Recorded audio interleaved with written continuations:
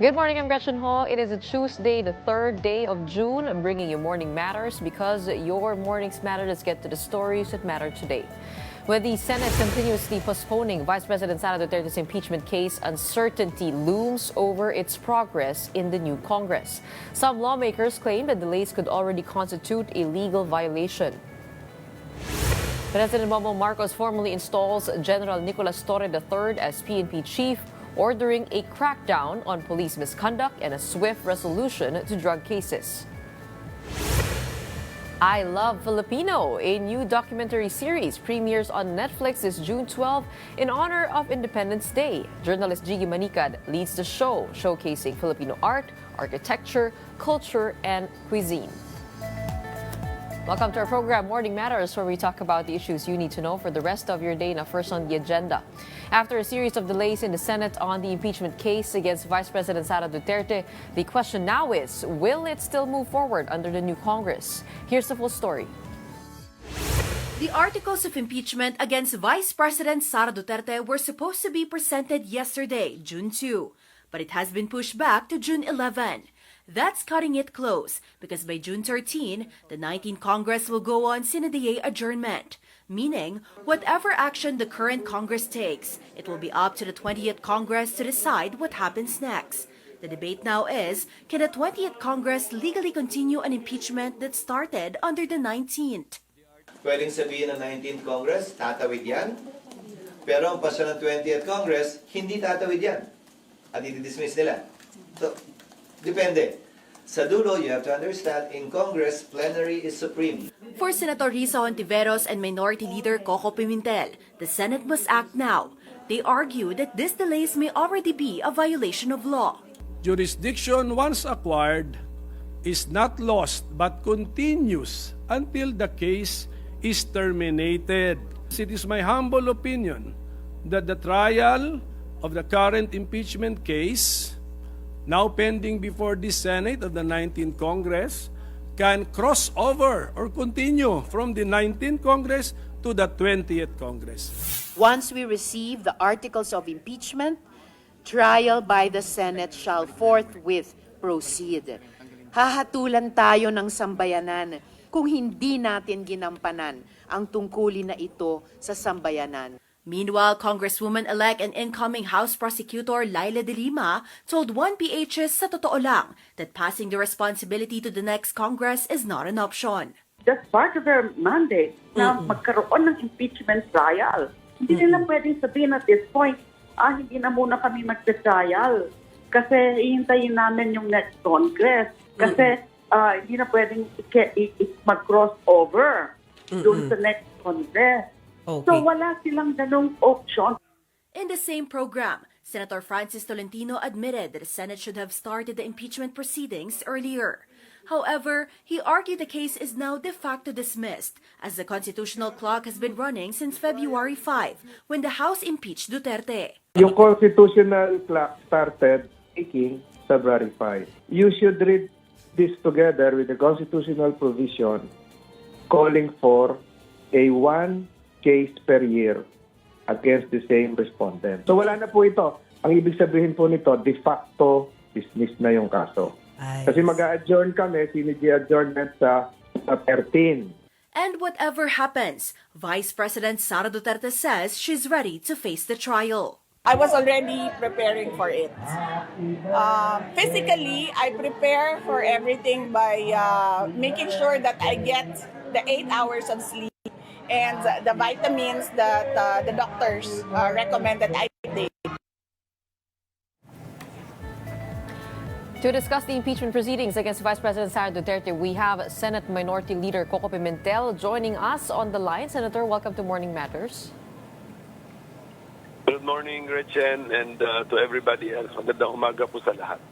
Okay, Senator Coco, bakit po kaya pagka pinakinggan po natin si Senate President Cheese Escudero, it seems a little bit like optional na lamang sa Senado kung mag-impeachment trial o hindi. Meron po bang ganun na option? I mean, is it really or merely the choice of the senators to convene as an impeachment court? I think there is no choice but to proceed to trial because that is what the Constitution orders. And then siguro assurance na lang to all the senators that it is legal and it is constitutional to acquit the impeached official. If they really want to acquit the vice president, they can acquit her. But But no one can deprive the Filipino people the chance and the opportunity to witness the trial of the impeachment case filed by the House of Representatives. So that is the only way to respect all of those involved in the process. Okay, so the people, through their chosen representatives who are members of the House of Representatives, have also acted. They investigated and then they filed a case. That case must be heard and must be tried by the Senate. And then it will be the senators who will come up with their judgment. And they can convict and they can acquit. Walang yun, hindi illegal yun, hindi siya masama, hindi siya illegal, hindi siya unconstitutional to acquit. Kaya what is more unconstitutional is to not hold the trial, because we will be going against a very specific phrase in the Constitution that trial by the Senate shall forthwith proceed. Ginamit yung word na trial eh. Trial, and then andun din yung word na proceed. So we cannot dispense with the trial. We owe that to the people out of respect for the actions of their own representatives sitting in the House of Representatives. Pero Senator, ngayon, at this point, we are still stuck in the debate over whether this should continue. But as it stands, the reading of the impeachment articles or the presentation has been already delayed from June 2 to June 11. Hindi po ba yun po ay violation na as we speak? And also, possible po ba talaga to have a credible trial now? As Senator Francis Tolentino said, that only 12 senators remain and it is not enough to reach the 2/3 requirement needed for an impeachment. I do not know what he's talking about, because 12 senators will remain and then 12 senators have been elected. So 12 plus 12 equals 24.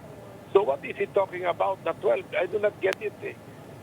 and then the quorum is 12 plus 1, 13. So we have a surplus of senators for. I think Senator, I think he was talking about proceeding with the trial now at this point because meron po mga proposal to finish this by June 30 para wala po mga katanungan tungkol sa jurisdiction. Wala.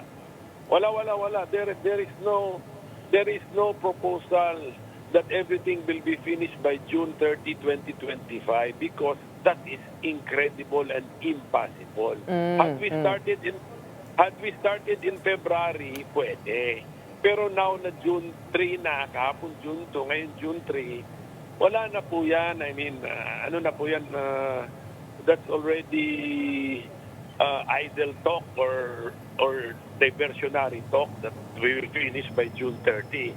Wala na po, no one says that. Ang importante is, alam na namin from the start, when we saw the Senate President's proposed impeachment calendar, he issued way back in February na this June 2 magsa-start. Alam ko na hindi, no way yan matapos by June 30.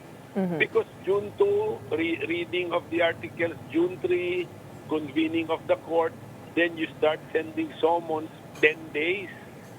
The impeached official must be given 10 days to answer, and then upon answering, the House panel may file their reply to the answer within 5 days. So wala na po yan. May mga konting extra days of delay pa yan.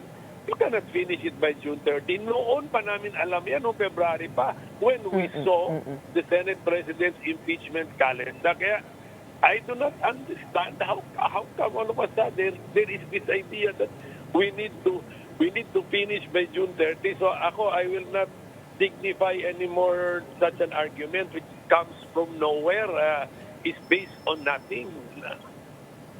So there is no possibility at all that this will be tackled or the trial will begin now.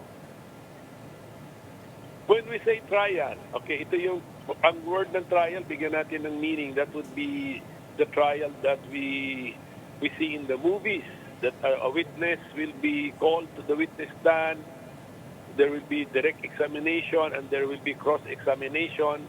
That will no longer happen. No such thing, no such kind of trial action will happen during the 19th Congress.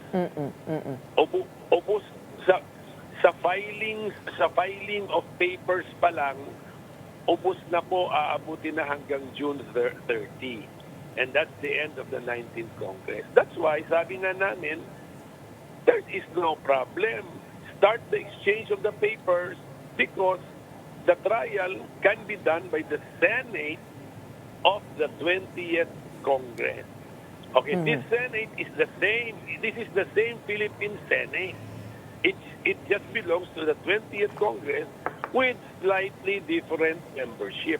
But that is still the Senate that is being referred to in Article 11 of our Constitution as the impeachment court. It is the same Senate with different members to act as judges. So yun po yun. It's my argument is as simple as that. So the trial action, yung merong testigo na ini-examine at saka sinasubject sa cross-examination, doon na po yan mangyayari sa Senado ng 20th Congress na merong mga bagong muka at meron din mga lumang muka na senador. I guess, Senator, you are citing also the jurisprudence, the Supreme Court decision of the 1950 Arnold versus Nazareno, where it ruled that the Senate is a continuing body from one Congress to another. Pero meron din po kasing isang desisyon yung Supreme Court back in 2019, yung Balag versus the Senate, where it said that the chamber drops everything once it adjourns at hindi na pwedeng ituloy sa susunod na Kongreso. Ano po ang mas matimbang dun sa dalawa pong Supreme Court decision na yun?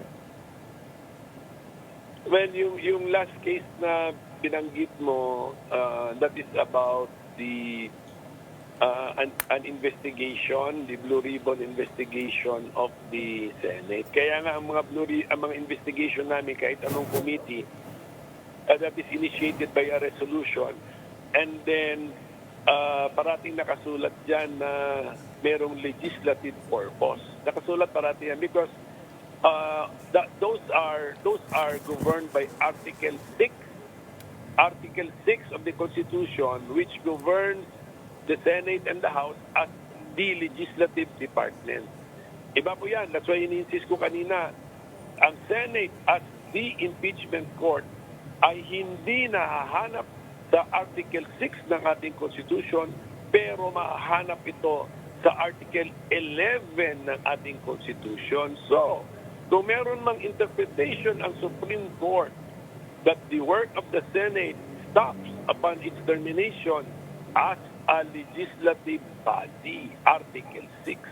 So, hindi apektado ang mga nakasulat sa Article 11 ng Constitution. Para na lang sa kaalaman ng mga nakikinig sa ating Gretchen, Article 6 of our Constitution is titled the Legislative Department. Article 11 of our Constitution is titled Accountability of Public Officers. So yun po yun. Ibang-iba.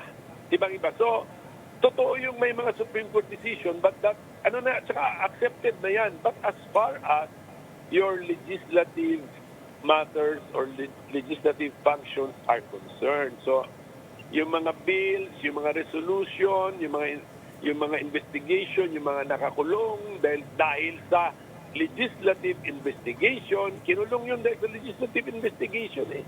O, pakawalan nyo na kasi patapos na kayo as a body na nag-conduct noong legislative investigation. Pero pagdating sa Senate Impeachment Court, meron kang docket number dyan eh, may case load ka eh. Para kang korte. Kahit ang Supreme Court or Division ng Supreme Court or Division ng Court of Appeals, Division ng Sandigan Bayan, pag nagbabago ng member ng division, tuloy pa rin ang kaso. Hindi naman madi-dismiss yung kaso. Senator Coco, there are already cases filed at the Supreme Court to settle this issue. But also we do know that the Supreme Court is an equal chamber. So what falls under their jurisdiction to decide upon dito po sa question nga kung maaaring tumawid sa 20th Congress? Sila po ba ang magde-decide, ang ultimate arbiter dito, yung Supreme Court? Hindi ko alam kung may pending petition na kasi ang alam kong petition is to force the Senate last February to conduct the trial, and then there's another petition to prohibit the Senate from conducting the trial. Those were filed early, mga February, March, di ba? So, itong whether maka-crossover ba from the 19th Congress ang Senate impeachment case to the 20th Congress, if it is framed, if the petition frames it as a constitutional issue, it can be brought to the Supreme Court. However, meron ding doktrina sa constitutional law that if it is a political question or if it is too much politics, it's about too much politics, or it's a political question, sasabihin ng court, although this has been framed as a constitutional issue, actually it is a political issue, and we are not to decide political issues. Pwede ganon. So that is the political question doctrine. So if the Senate does not decide to convene as an impeachment court, maaari po bang mangyari din yun? What will happen after that? Does it all end there? Itong Senate na ito, the 19th Congress Senate, which received the impeachment complaint, must convene as an impeachment court. Dapat naman, kasi February 5 namin natanggap yun eh po. March, April, May, June. 4 months ago na. We must convene as an impeachment court. Although, gaya na sinabi ko kanina, we cannot proceed na to trial action because of lack of time. But we must convene as an impeachment court, because if we do not do that, we will not be faithful and compliant in good faith with the mandate of the Constitution that trial by the Senate shall forthwith proceed. Kung dinelay mo na ng 4 months and then naka 6 session days ka as a Senate legislative body, and yet you never convened yourself as a court, Senate impeachment court, in the 6 days na naiwan sa'yo, you are not complying already in good faith with the Constitution. I guess the bigger question is, will there be a trial in the 20th Congress? That much remains to be seen. For the meantime, maraming salamat po sa pagpapaliwanag ng mga issue dito nga po ukol sa impeachment. That was Senate Minority Leader Coco Pimentel. Maraming salamat for your time. Thank you. Don't go away. We'll be back with more stories right after a quick break.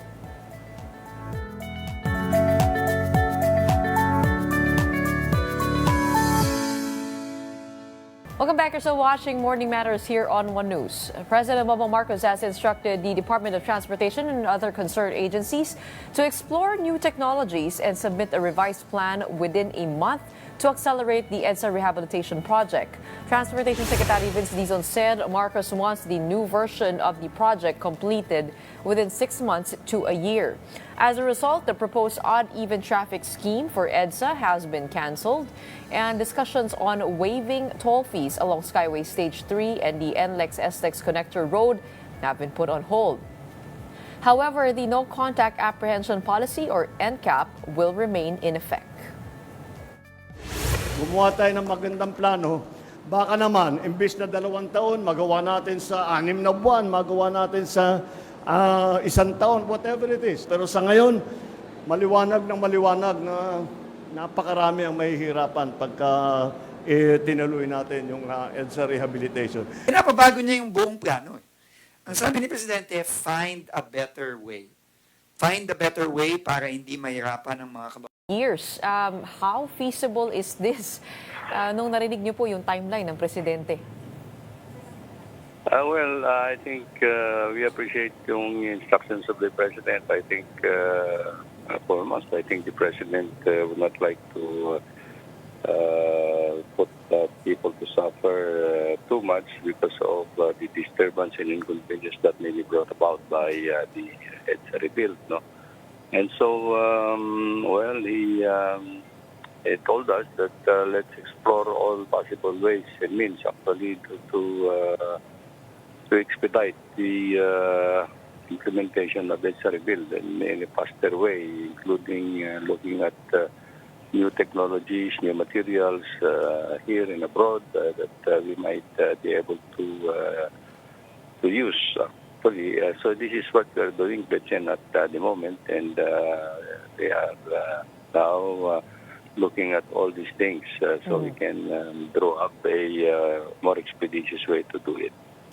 Well, Secretary, we had Congressman Roch Gutierrez here who explained his side and his arguments over the NCAP and also, of course, including the EDSA rehabilitation that sabi po niya, EDSA is dying. We understand that it is already 50 years old and kayo po nagsabi na kapag hindi po natin ito ginawa, that the damage could be exponential. Help us to understand the gravity of the situation over in EDSA. What could happen if the rehabilitation does not push through? And is it mainly concerning the concrete pavement or the asphalt on top? Well, let's put it this way. I think the plan for the total rehabilitation of EDSA has been postponed twice already. I was still in the department during that time when the Asian Development Bank already had the financing for the rehabilitation of EDSA during the time of the late President Ramos at the time, but unfortunately it did not go through.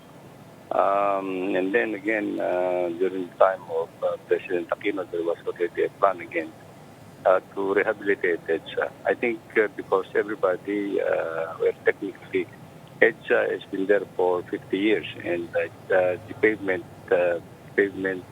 is wearing out. And what we are saying is that once a pavement like EDSA, which is actually continuously being used, especially for heavy loads sometimes, once it breaks up, it's going to be exponential, and we cannot prevent it from deteriorating anymore. So it would be better actually to anticipate it before it gets worse, and it would be more expensive and it would be more tedious to do it. Actually, that's what we are saying. And secondly, I think JICA has been saying that Metro Manila is losing, I think, about 3.5 million pesos daily because of traffic congestion and correct, tama po. Pero meron po ba tayong issue doon sa structural integrity ng EDSA? At anong portions po ang tinitignan po natin na pinaka-urgent? Sa amin po, I think in our assessment, the entire stretch of EDSA needs actually immediate rehabilitation for reconstruction, the pavement, etc. Because what has been done actually during the past years is actually yung reblocking. And if we adopt this system, I think it's going to be perpetual. Pero yun nga po, no, kasi to others, it may seem that this is a beautification project in time for the ASEAN. If you're just fixing the pavement, the concrete and the asphalt, sa taas lang po yun. Pero syempre ang dami pong kumbaga magtitiis, no? Initially dapat for 2 years. Pero yung rationale at yung pag-aaral kung ano talaga hindi pa napapaliwanag sa publiko kung what is at stake here if we don't continue on. And what is the urgency for this rehabilitation? Let me put it into proper perspective. Hindi po ho yung sa beautification program because of the ASEAN. We planned this long time ago actually, and it took us some time actually to also get the funding for it and to prioritize it and to do yung planning for it. We have to collaboratively do it with MMDA because they will be the ones to implement the traffic management protocols, and of course the OTR because of the busway. The busway is an exclusive lane, including you still have to provide a exclusive bus lane even during construction. Yun po yung conditions. And it's not really for beautification, but it is an urgent matter that needs to be attended to yung rehabilitation because it's structurally, this is the time that you think that it has to be rehabilitated. Opo. We could Pero have done it actually speaking earlier, of pero because of changing constraints po. but speaking of the technicalities of that rehabilitation, ano po yung mga balak po ninyo at kailangan po ninyong baguhin? We will have to dig up the entire pavement and put a new one po, a stronger pavement. What we are saying is that with the new technologies that we are going to implement, once we put up a new pavement, and then will be followed eventually by a good, smooth riding surface. It will, I think, for the next 15, 20 years, it would require a minimum maintenance po. So wala po tayong babaguhin pagdating po doon sa bearings nung road? Well, canals. including in the rehabilitation works would be to also already install a good drainage system along EDSA on both sides, northbound and southbound. And kukumpunihin po din daw namin yung mga pedestrian lanes po. All these things. Okay. Secretary, meron po ba tayong pag-aaral sa maaring traffic flow improvement once we do the rehabilitation? Kung ito po ba ay makakapag-reduce ng travel time sa EDSA? Because ultimately, yung concern for the passengers and the commuters here, yung mabilis na pagdaloy ng trapiko. Para nga po dun sa nabanggit ninyo na hindi po tayo mawalan ng 3.5 billion pesos in economic activity every day. So meron po ba tayong pag-aaral doon? Meron po. I think even in the first attempt actually to rehabilitate EDSA during yung financing ng Asian Development Bank, there are two things that may improve in the EDSA corridor. No, it will improve yung pollution situation because the most polluted corridor in Metro Manila is along EDSA. And secondly, if we put a new pavement, a smoother riding quality, ang estimate ko is it may improve the speed, traffic speed by another 15-20%. Okay. There are proposals, or actually the DOTR Secretary has said that they hope EDSA to be more commuter and pedestrian friendly after the rebuild. We are in the position now to make EDSA walkable and safe for pedestrians. Yan po yung sabi niya. meron po bang plano to also change the pedestrian walkways? Kasi meron po mga portions, nakikita po natin nagba-viral, na hindi po talaga malakaran at pati yung mga footbridge na sobrang taas. I mean, if that is the goal, as the Transportation Secretary has mentioned, bakit hindi na rin po ituloy, no? Doon po sa EDSA Greenways Walkway Project na matagal na pong proposal. Gagawin din po namin. I think one of the components would be to improve actually yung mga pedestrian lanes po along EDSA. Yan po yung pinag-usapan namin with DOTR. Yung mga walkways and pedestrian lanes actually will be improved. But unahin lang po namin yung mga pavements muna, and then we will attend to the improvement of the sidewalks that may not really cause actually too much yung traffic disturbance po. But how feasible is that, Secretary, to improve the pedestrian walkways given the limited space in EDSA? Saan po natin nakikita na maaaring pwedeng mangyari yung widening, yung pag-improve po, at ano pong improvement ang binabalak na gawin? There are areas na pwede pang i-widen ng konti, but in areas na hindi na po pwede, we'll just have to improve the walking surface po siguro. And plus providing also the drainage system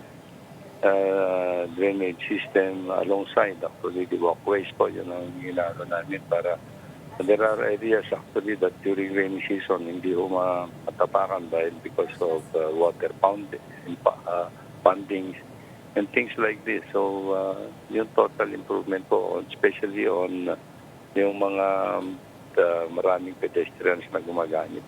Yun po ang priorities ko. Not much flexibility, I bet, in terms of improving that situation. But, Secretary, huling katanungan po, no? Sabi po ni Senator J.V. Ejercito, mas maganda siguro kung gagawin itong rehabilitation na to kapag meron na po tayong subway. Yung Metro Manila subway po natin ay operational na para hindi rin ganun kabigat in terms of finding options, in terms of going through the EDSA highway.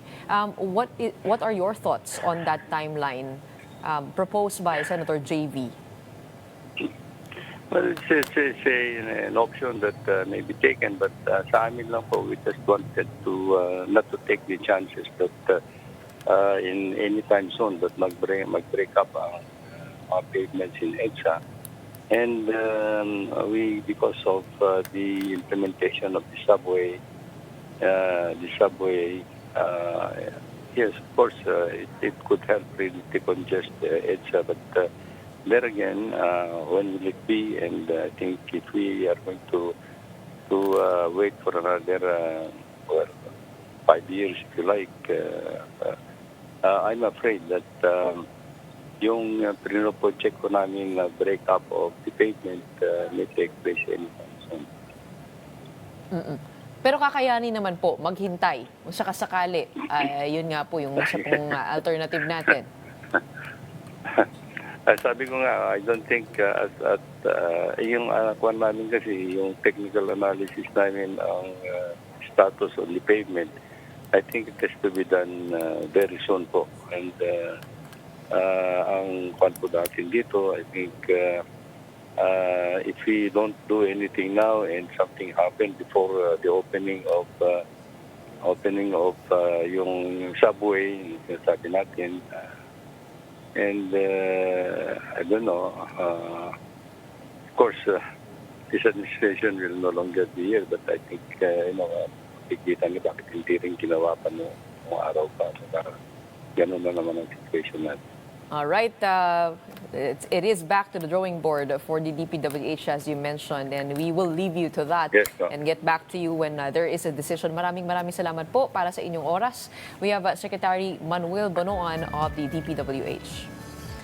Stay tuned. Morning Matters will be back right after a short break.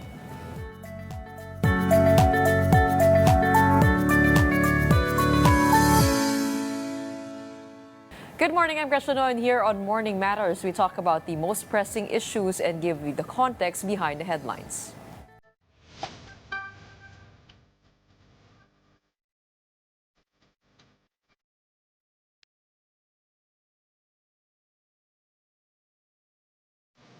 A new all-Filipino documentary series, I Love Filipino, premieres on Netflix this June 12 in time for Independence Day.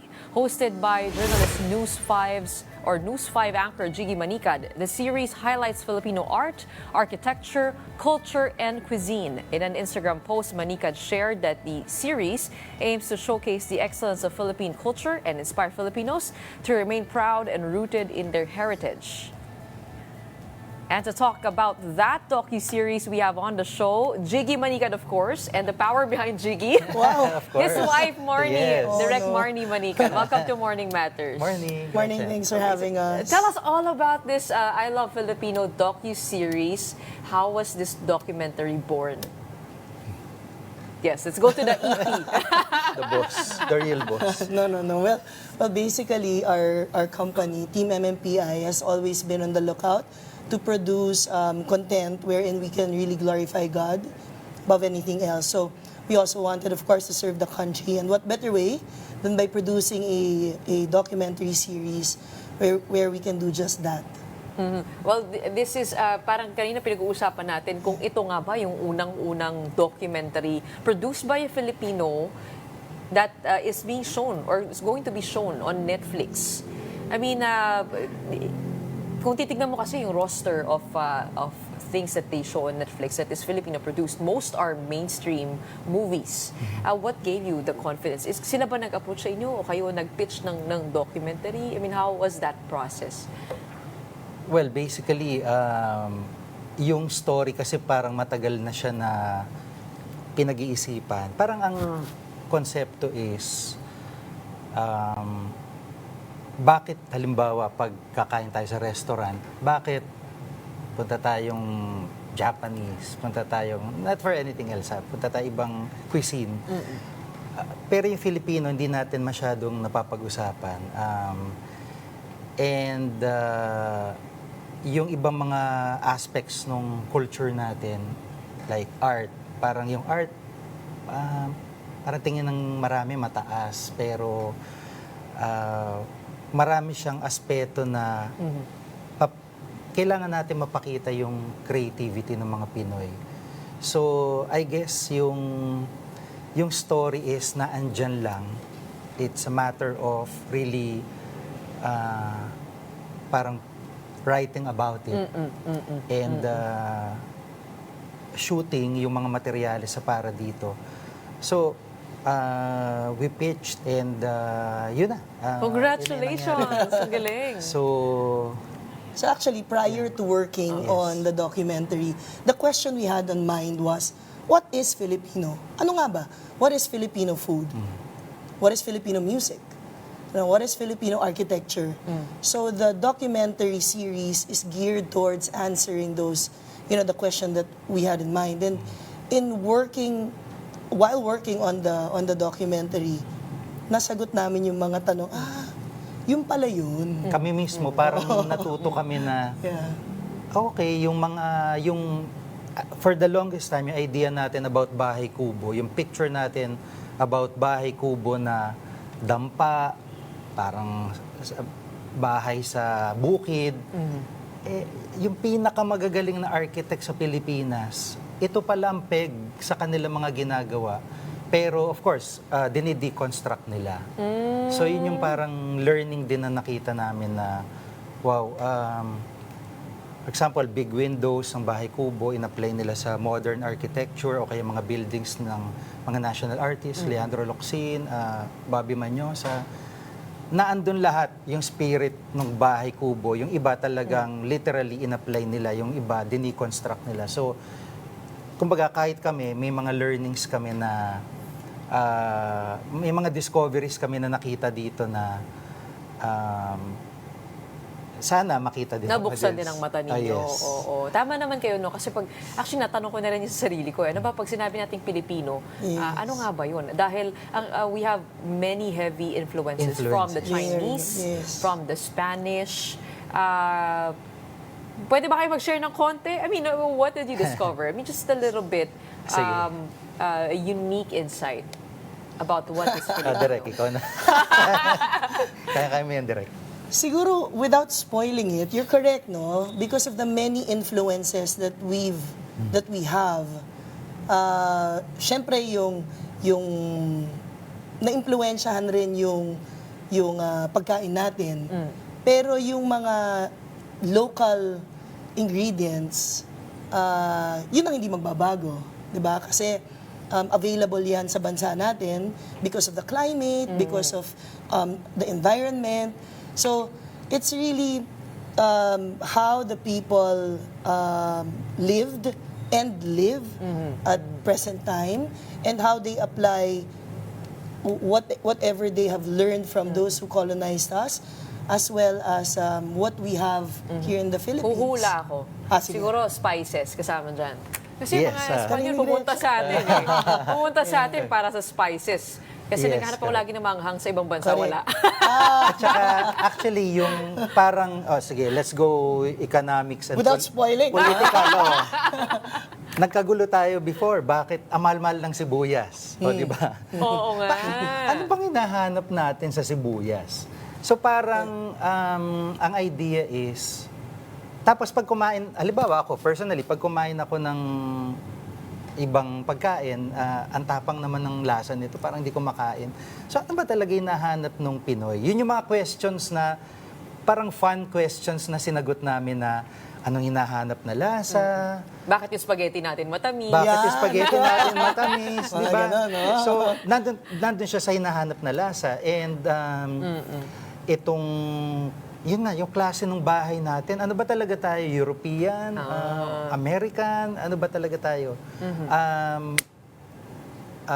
Tapos, pagdating sa art, of course, hindi natin masyadong dinidiscuss ang art kasi nga ang tingin nila parang, naku, mataas to, pero dito nakita natin, ay, magagaling na artist pala sa Pilipinas ngayon, na contemporary artist. Simple lang din yung mga ideas nila. Gusto lang nila mag-express without even thinking of, ito, pag ginawa ko tong artwork na to, kikita ako dito ng mga 50 million sa painting na to. Hindi ganun eh. It's pure love. Yung pinapakita nila sa work nila, sa craft nila, and then doon lumalabas yung galing. So parang, sana na-capture namin yon. Hopefully na-capture namin yung essence na yun na pag yung Pilipino in general, magaling siya. Kailangan lang niya talagang ma-clear yung mind niya sa mga issue na to. And i-embrace anong talent niya. Online selling, hosting, directing, makeup. O lahat. Diba? Lahat na. Magaling tayo lahat eh. But, kailangan lang talaga natin ma-focus na, okay, kaya ko yan. Kasi parang, pag binalikan mo kasi yung ganong moment, hindi natin magagawa yun because sa dami nung issue na bumabalot sa atin ngayon. And parang ang ano lang natin, parang shot in the arm na Pilipino, magaling ka eh. Pero huwag ka masyado magpadala sa mga bagay-bagay sa palibot mo. Ilabas mo yung galing mo at lalo tayong At huwag tingin sa labas. Yes, bilang sa nation. galing ng iba. Yes, may ganyan, may ganyan. Wait, this is a 5-part documentary series. How did you divide that? I mean, is it through locations? Is it through themes? Anong makikita natin doon sa 5 docu na yun? Yeah, so, gaano kahaba? Okay. Per episode is about 30 minutes long. We divided it into themes. So, episode 1 will be about culinary. Second episode, music. And then art, architecture, and sausawan. Culinary, art, music, architecture, at And sausawan. Sausawan. Nagugutom na ako. Nagsitabaan nga kami. Dito kami tumaba. Dito kami Pero saan kayo nang ikot? All over the Philippines. Luzon to Mindanao. Yeah. And how long did the production process take? It's about a year and a half of working on the documentary series because Jiggy was, he's the head writer and the host as well. So they had to do a lot of research prior to production. So that took some time as well. And of course, production. You see not only just the real-time shoot, but there were also reenactments done within the documentary. Wow! May reenactment. Meron. So there are stories. There are stories within the stories. Yeah. What was the toughest part of shooting this documentary?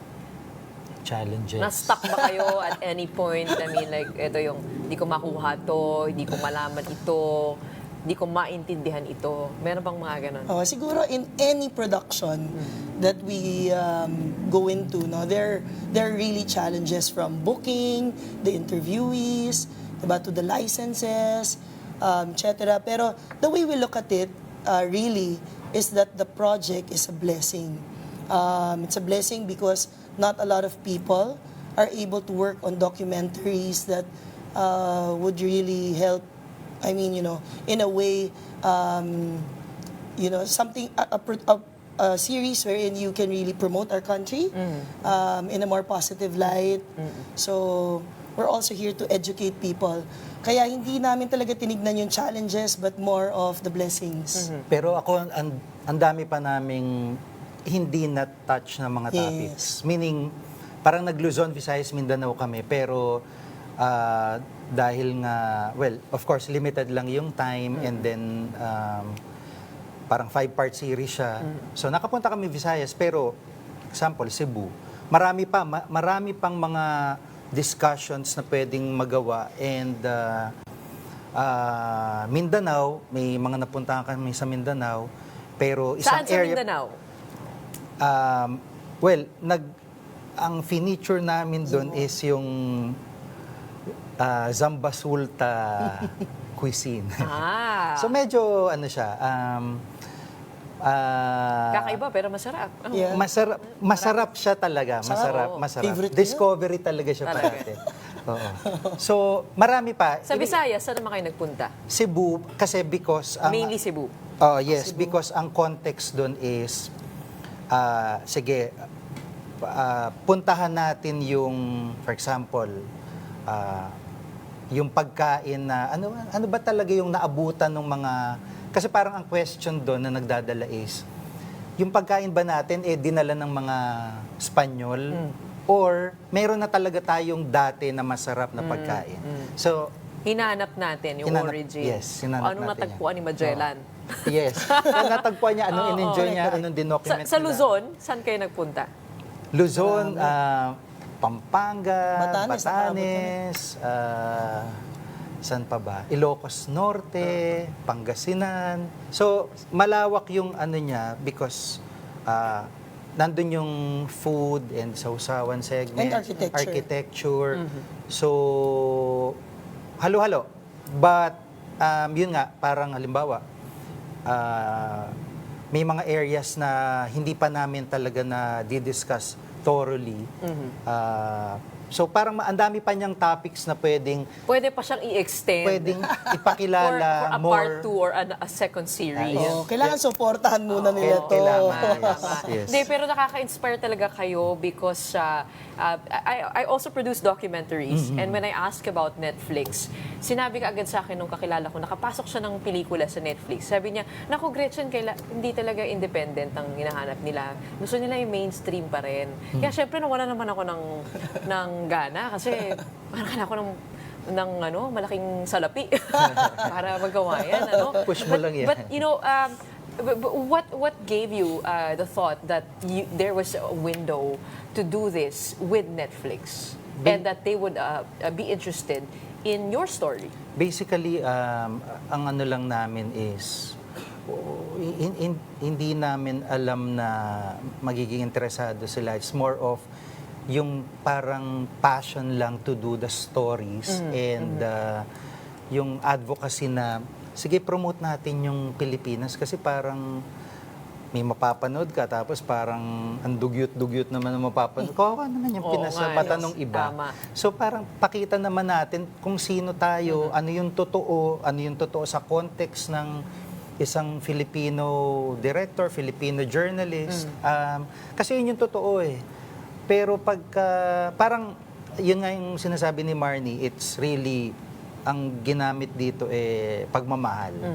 Parang, mahal mo yung bansa mo, pakita mo yung, hindi siya sugarcoat pinapakita natin yung totoo. Pero, dun sa totoong yun, maraming masarap, maraming maganda, maraming magaling, maraming, di ba, maraming creatives. So, hindi to nakikita. Parang Madalas natatabunan. madalas Oo. natatabunan ng malalaking issue or issue na Katulad ng- nakakalimutan na natin yung roots natin. So, Is this going to be in Filipino, Tagalog, or Yes. English? May English din, May but English din. mainly Filipino. Yeah. With subtitles. And is this going to be shown all over the world? Yes. Wow. Yes. Congratulations. Okay, just as we wrap up the interview, siguro no, ano yung isang eksena na hindi mo makakalimutan na you can share with us na got you really excited with the premiere of this docu. ikaw muna direct. Yung one scene, si Jiggy na lang ang sasagot niya. Sige. Ikaw. Ako siguro, because working on the 5 episodes, it really inspired me, to really love the Philippines more. So, if we want to be deeply rooted on our culture and heritage, para magkaroon rin ng pagkakaisa yung bansa natin, we should go out and watch more documentaries na ganito, where we will learn from and where we will be, hopefully, proud of being Filipinos. So, there's not one scene, but siguro tumanim sa akin lahat. The interviewees are very inspiring legends in their specific fields, and even the stories that they shared with us talaga nakaka-inspire. So it's everything and anything that you should love about being a Filipino. So ako yon. Siyempre iba Ako siya. gagayahin ko yun. Gagayahin ko na lang para di na mag-isip. Pero yes, lahat tumanim and ako mismo natuto rin ako na parang sa bawat episode, yung food, yung sausawan. Akala ko hindi ko mapapatayo yung sausawan episode. Mahirap sa akin sulatin. But fun siya, naging fun, parang natuwa yung mga nanonood nagpi-preview. But gusto ko lang sabihin na really at the end of the day, it's yung being able to produce yung ganitong klaseng material, it's a blessing. Parang it's really not only giving back sa country natin, but yung gift na yung binigay ni Lord na it's about producing, about writing, gift kasi siya in a way. So yun yung fruit na yung pagsusulat, paggawa ng documentary na gito, yung fruit na ino-offer naman natin pabalik sa Kanya. So parang may ganong dimension, may ganong motivation.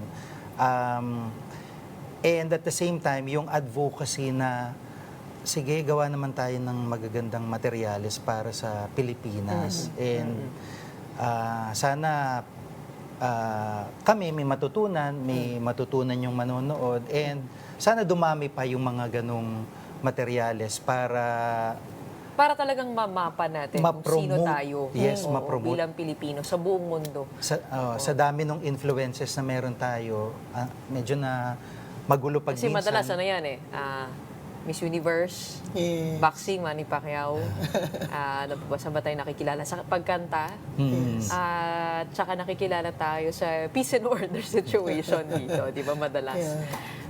Pero ngayon, nakilalanin natin ang Pilipino. Kung sino nga ba tayo through this docu-series. Let's invite everyone to watch your docu-series. So, in-invite po namin kayo manood ng I Love Filipino. Ito, light lang, fun, may konting kurot. So, ayaw namin mag-overpromise. But may mga maliliit na discoveries na makatulong na kumbaga parang moment natin na, uy, doon pala yung galing, no? Doon pala yung natin, pagkain natin, bahay natin, etc. And I hope kahit papano meron ho kayong ma-inspire ho kayo at may gaya namin, may natutunan ng konti dito at magtuloy-tuloy pa yung ganitong mga projects and materials. Mas dumami pa tayo na mag-produce at magsulat ng mga ganitong klaseng tema at topics po. Amen. Okay. Congratulations. Yeah, so I Love Filipino on June 12, Philippine Independence Day for global release on Netflix. Manood po kayo. Sarap naman marinig yun. Congratulations sa inyo. At ramdam na ramdam natin yung pagiging makabayan today. Although the Independence Day is about 9 days away. Let's all watch that. I Love Filipino on Netflix. Congratulations again. Thank We have you. Direk Marnin and Jiggy, of course, paving the way for documentaries on that platform. And that wraps up today's episode of Morning Matters. We hope we've given you the right start to your morning. Let's go ahead and make the day matter. My name is Gretchen Ho. We are One News, all sides, all the time.